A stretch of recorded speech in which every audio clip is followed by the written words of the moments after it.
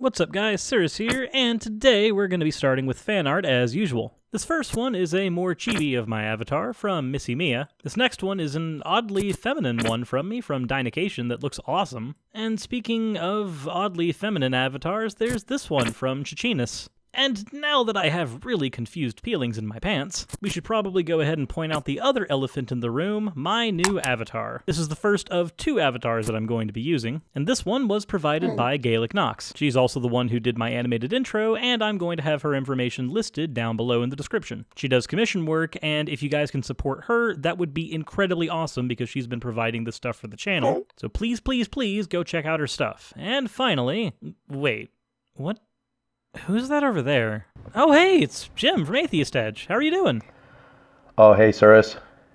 Well, I do have a question. How in the hell did you get into my video? This is kind of a 2D space, and you're a bit 3D. What? I mean, no portals? No quantum particle nonsense like Prophet of Zod? No spaceship? I mean, when Steve came here, he was a 2D floating head. Nah, man. No floating head today. Oh. Well then, let's just go ahead and roll the intro and just pretend that this is normal.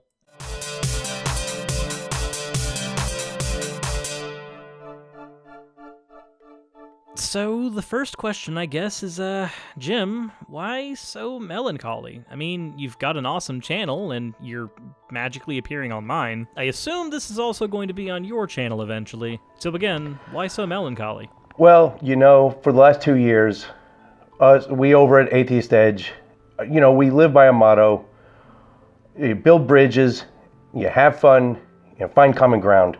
I just don't feel like we've made any headway, though, at all. In fact, I think things have gotten a little bit worse. Maybe quite a bit worse.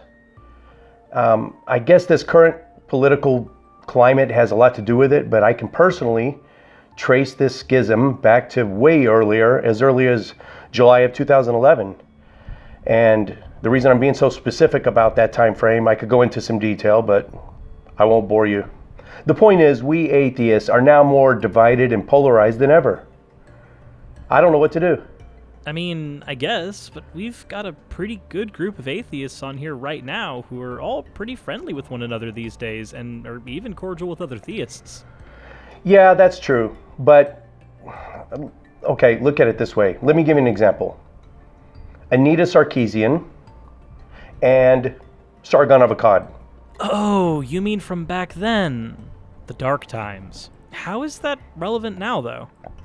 Well, the point is, I mean, if I were just to mention those two names in public, odds are most of my viewers, most of your viewers would automatically begin forming an opinion, taking sides, having an emotional reaction maybe, and even building up walls against opposing viewpoints in advance. And that's before I even begin to talk about the incident that happened at the VidCon between those two.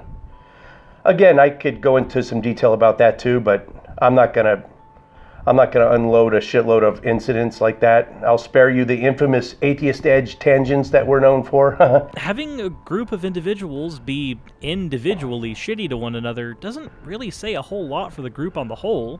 I mean, we normally just call those people trolls, and sometimes people troll each other. It does get out of hand. Look, dude, I get you, but you know, I'm not naive. I'm well aware that there have been trolls for as long as there has been an internet. I'm not talking about trolls in particular. I'm talking about atheists who normally use logic and reason to dictate the responses. But until the last, I don't know, it's been happening for at least a decade. Until the last decade or so, civil discourse between us was the norm. But just in the last few years, it seems like all you have to do is mention something like that elevator gate incident in 2011, or something more recent like the Count Dankula thing. The Nazi salute incident. I mean, you just bring these up. Otherwise, rational atheists automatically start hurling insults at each other, and they call each other like really pejorative terms that are pejorative and not productive at all. They do nothing to further the conversation. They'll call each other beta, or shitlord, or cuck, or rape apologist, snowflake, fedora wearing, incel, feminazi, fascist, bigot, what else? Libtard, homophobe, transtrender. I always thought that one was alt-right wingnut, professional victim, misogynist. Of course, social justice warrior is a pejorative in itself. A social justice advocate would be, something maybe you could use that's not, that can further a conversation. Intolerant, misandrist, virtue signaler, neo-Nazi. Okay, Jim. I get it, dude. You made your point. You don't have to use every pejorative under the sun. I'm pretty sure that most of my audience knows what they are. We are on the internet. None of these are new. Sorry, man. Almost went on some tangents. All right. But yeah, I mean, I don't know, Suris. What's the solution, brother?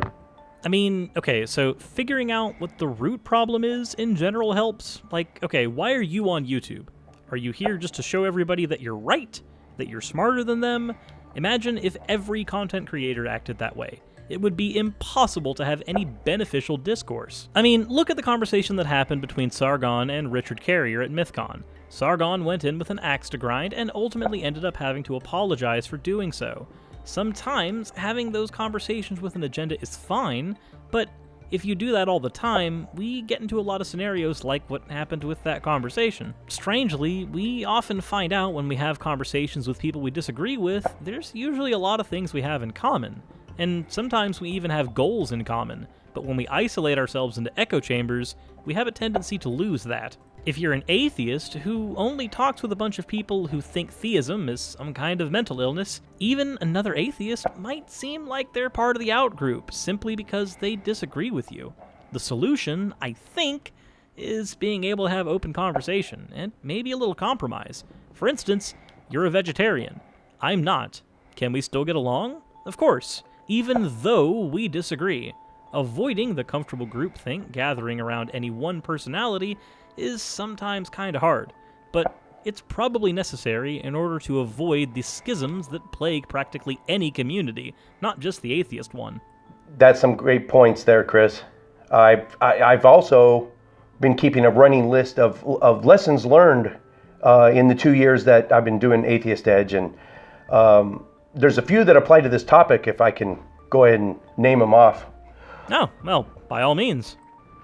Well, first thing is you got to have alligator skin and know how to identify trolls from people who are just emotionally attached to an issue. All right? So both are going to call you names. You have to identify those trolls. Their whole goal in life is to get you upset. You got to disengage from them immediately. All right? No one's expecting you to engage with those folks. Our position at Atheist Edge is to not block, ban, censor, even trolls. And we are a pure marketplace of ideas. Now, that makes things really difficult, and needless to say, we do a lot of ignoring. That's just how we like 100% pure marketplace of ideas. We just let the trolls, we just let that roll off our back like water on a duck's back. In the course of a discussion, though, whether it's online or in real life, you will encounter people that aren't trolling, but they're name-calling, they're yelling, they're letting emotions cloud their reason and judgment. What you should do there, and this is just my opinion, you can do what you want, I'm just trying to fix this community. In those cases, just disengage from the conversation and say, hey, let's put this on hold, let's table this until we can just, we're kind of emotionally committed to this. Let's just calm down a while and revisit it later. But what you can't do, and I see a lot of you, my fellow atheists doing it, you can't unfriend them, you can't block them, you can't talk shit about them behind their back. Anyone who you know is not a troll, you normally have good relations with them, people are going to vehemently disagree with you. I know, I can hear you talking through the screen right now saying, yeah, right, Jim. Try telling that to my out-of-control blood pressure or my insomnia or my slowly degrading mental condition. I get you. I really do. I know it's tough. Please trust me on this one. You'll get used to it. You'll get used to... Don't block them. If you create an echo chamber for yourself, it's even more harmful in the long run. All right, quick story. I've been attending a monthly meeting for past several years. It's Atheists and Christians. We discuss a different book once a month. One month it's a Christian book, next month it's a secular or atheist book. The first few times I went, it was kind of intimidating because there's some really smart people there, super smart individuals, and a lot of their issues, social or theological, are diametrically opposed to everything that I know to be true. Everything from contraception and homosexuality to morality and even like perception of reality itself. But eventually I became accustomed to keeping an open mind, having the intellectual honesty to examine their viewpoints with as little bias as possible. No one can be 100% unbiased, as little bias as possible, and that leads me to my next point. You got to be willing to change your mind. You statistically cannot be correct about everything. I've changed my position on at least 4 pretty substantial issues in just the last 12 months. Anyway, sorry for the rant, Suris. I just got this feeling that you're chomping at the bit to say something, to chime in at this point. Actually, no. It seems like you've got it in the right on a lot of this. I mean, I'm still newer when it comes to the atheist and skeptic community. I've only been doing content for a little over a year, so I'm not as well versed in all the history as you are. I have more of a peripheral knowledge of events, but your take does make sense. Damn, I don't really think I nailed that shit, but okay. I know I'm on the right track, maybe. I don't really have anything else to add except what I've already laid out, but I would like to close by listing maybe some ways that we can repair our community and once and for all turn our attention back to criticizing religion and the harm caused by religion, which is what we should be doing in the first place, and maybe be united as a community. Oh, well, by all means. All right, first, reach out and extend an olive branch to the opposing side. That would be a novel idea, wouldn't it? Second, quit no name calling. Quit calling names. It's really more difficult than you think. I have been guilty of it, and I try to catch myself when I do it. Suris, man, I know, I've seen your Twitter. You could work on it too, brother. We all could. Name calling is not productive. Consider a small business owner who refuses to bake a cake for a gay wedding. And he is wanting to let's not assume that he's just a hateful fuck, right? See, I just called a name. But let's just assume that he's only doing it because he wants to conform to his religious principles as closely as possible. All right? That's all we should assume at any point. Why would we want to call him a homophobe to his face? Is that productive? Is that getting anything done? The couple that comes in and wants the cake, if you're on the other side of the issue, would you call them fascists just because they're trying to force this small business owner to bake a cake for them when they, I guess, could go down the street and maybe find someone else? Now, yeah, it's okay to take a side on that issue. I've definitely got a side on the issue, but there's no reason to lob insults and name calling at the other side. Let's meet somewhere and talk about it. And that's the only way we're going to get any progress. We got to find common ground. There's going to be polarized contention. Common ground doesn't have to be necessarily major compromises, though. You can tell them what your position is. Listen, one-sided conversations aren't productive either. You've got to give the other side a chance to respond to your criticism. Let them repeat it back to you. Give them a chance to talk. You got to get out of your echo chamber, like we were talking about earlier. You got to explore what the other side has to say. Now, how are you going to do that if you've unfriended everyone that thinks differently than you on your social media? It's impossible. Disengaging is preferable to blocking them. Just tune out, take a break. There's nothing wrong with taking a break. Get off social media for a little while. Or, you know what? There's a feature on some of the social media platforms where you can just snooze them for a month. Just snooze them. Worst case, maybe unfollow them. I wouldn't even recommend that. Unfollow them means you're still friends. You know, there's a young earth creationists, flat earthers, people that think abortion is murder, or, you know, just people just diametrically opposed to my way of thinking that I'll still go out and have a beer with. It's just one facet of who we are. You got to be aware of your tone in speaking and in writing. If you feel yourself getting, well, I'm just naturally amped up, but people know when if I feel myself getting actually hostile, I'll just disengage. Hey, I got to cool down a little bit. I'm not thinking with my brain right now. I'm thinking with my heart. Let's go back and where we can start thinking with our brains again. All right, steel manning. Steel manning is when you can take the other side of the position and explain it to them, the other side of the debate, and explain it well enough to where they will say to you, yeah, that's exactly what I'm talking about. In fact, you explained it better than I could have.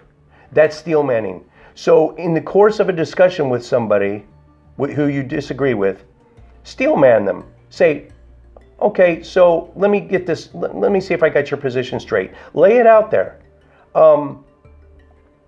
If you say it to their expectations, then you know you're on the right track. And it gets us on the same footing. A lot of times we're just talking past each other. All right, so next is make a list of all your currently held opinions on all issues, social issues, cultural, political. Make a list of all the opinions you have on an issue that you could be wrong about. Write down everything that you could be wrong about. This list should be as long as possible. Anything. Physically write down that list. You don't have to share it with anybody. Just have your list. If there's nothing on that list, I'm not pointing fingers, but it's fucking you probably. You need to be willing to change on some issues. Like I said, statistically, you can't be right about everything. It's impossible. You're going to be wrong about something. And remember, a substantial percentage of the reason why they are hostile towards you is because maybe you're hostile towards them. We're doing this. You take the high road. Often, they'll meet you up there. You got to be the ambassador for your side. You got to be the ambassador for atheists. They don't want to see the oh, there goes the stereotypical angry, grumpy atheist. Be an ambassador. Relax. Talk. Set the example. You might be the only atheist they've ever met or will ever meet. I don't know. If that's the case, you want to be a good example. I don't know. So to wrap all this up with a nice bow, I just want to see the atheist community united like it was back in the day. It was so nice back then. I want to see it get back to that. You know, aside from all, our shared lack of belief in deities, we don't have to agree on anything. We don't have to agree on shit else. And you know what? And that's okay. My thing is, I don't think we need to be united the same way that a church does. I mean, just being part of a loosely connected community seems to be fine. What I do think is important is that we don't need to be at each other's throats. Unfortunately, that seems to be the way history has shown things to be. And I mean, a lot of this has happened in the YouTube space, and drama seems to be a really popular thing around here. But that all said, thanks for infiltrating my channel and throwing some truth nuggets at us. You have any plugs for upcoming events? Well, let's see. Coming up on February 20th, I've been invited to deliver a lecture at a local Freedom from Religion Foundation chapter. And I'm planning on, what else? Cincinnati this April. I'm going to be at the American Atheist Convention in Cincinnati. I'll just be walking around trying to get some footage, filming segments for the Atheist Edge. And if you see me, stop by, say hello. Hopefully I'll have some maybe keychains or cool little pins like Godless Engineer did last year. Some little swag to pass out. And say hello. And I'll be filming episodes. If you want to be on the show, maybe we do this fucked up religion trivia thing. You can answer a couple questions on camera even. I'm going to even see if I can drag my co-host Courtney and TJ with me. Anyway, man, thanks for having me over here on your channel, Suris, and letting me get this shit off my chest. I hope it gets better sooner rather than later. Anyway, thanks for having me over here on your channel and letting me get this shit off my chest, Suris. I'll talk to you later.